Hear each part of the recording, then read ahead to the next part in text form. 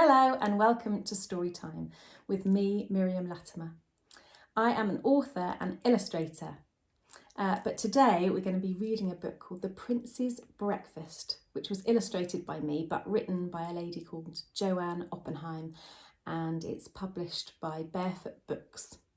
Let's go. In a faraway kingdom a long time ago, when breakfast was served, the prince shouted, "No!" He turned up his nose at omelettes with cheese. He poo-pooed the porridge, though his mother said, "Please." He sipped his hot chocolate and ate his toast dry. But to all other offerings, he said, "No, not I." "Alas," said the queen to her husband the king, "how can he grow when he won't eat a thing?" The king stirred his tea, and after one sip, "I have it," he said. "We shall go on a trip." The very next day, preparations were started, and in less than a week, the royal household departed. They journeyed in style to the city of Agra. "Our idlis are moist," beamed the Grand Maharaja. His chef steamed the rice cakes with chutney on top. The king started eating and just couldn't stop. "So good," he declared. "Have a taste, boy, just try." But the prince shook his head and said, "No, not I." "Perhaps," said their host, "a dosa will do. We'll fill it with dal or potatoes for you." The queen took one forkful. The king sampled two. "Delicious," they said. "Just try a few. The spices are perfect. Come, don't be shy."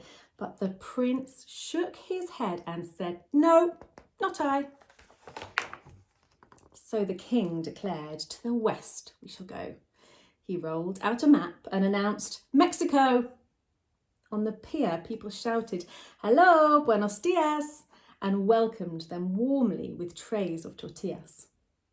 "Fried eggs, avocados, salsa and cheese." "Por favor," said the king.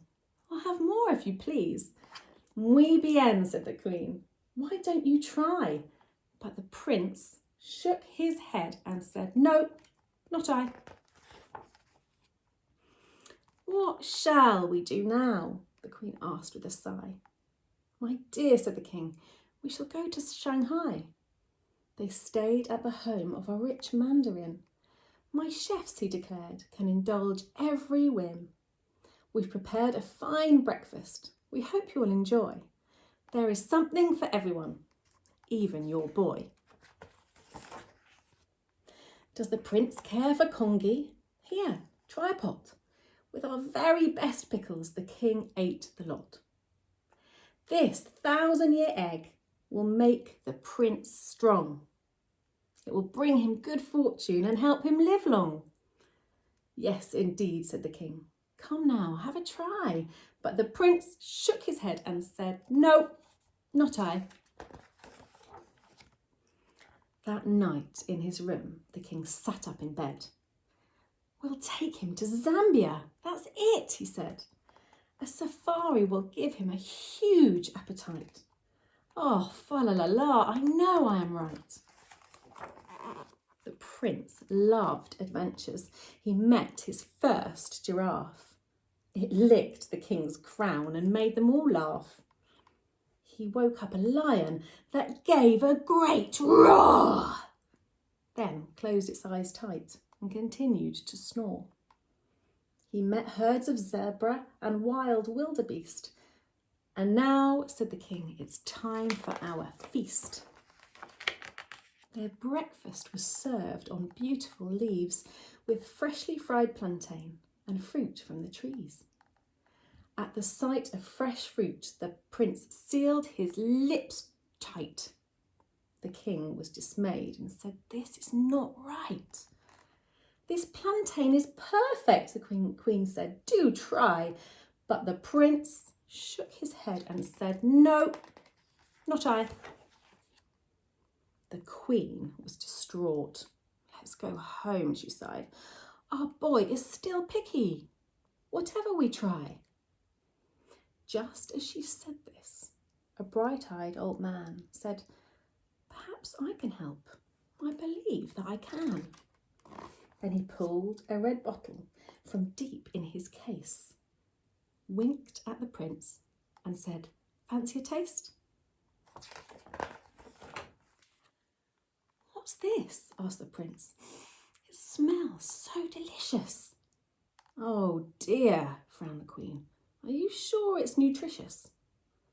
"I think," said the man, "there's no cause for alarm. A dash of this ketchup will do him no harm. I eat it with everything, from rhubarb to rice." Said the prince. "It tastes really nice."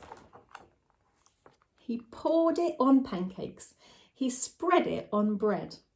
The king was so happy he stood on his head. The queen gave a twirl and a trill of delight, and their banquet continued all day and all night. From that morning on, whatever he ate, the prince added ketchup and cleaned up his plate. I hope you enjoyed that story. I don't know about you, whether you like ketchup or not. I am definitely not a ketchup lover, but my son eats it with everything, a bit like the prince, and cleans up his plate with ketchup.